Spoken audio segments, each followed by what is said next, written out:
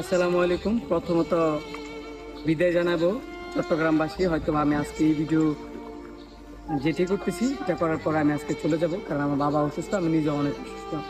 আমার বাবা দেশের বাইরে ছিল, এখন দেশে চলে আসছি। শুধু অসুস্থতার কারণে সবাই আমার বাবার জন্য দোয়া করবেন। তার চেয়েও বড় কথা হচ্ছে আমি তো 2-3 দিন ধরে আসি, প্লাস আমার বন্ধু যখন দেখছে অবস্থা খুবই খারাপ, লিটনও কিন্তু চলে আসছে। পাশাপাশি আমার একটা ভাইও চলে আসছে বাড়ি সীমাদুদ্দিন।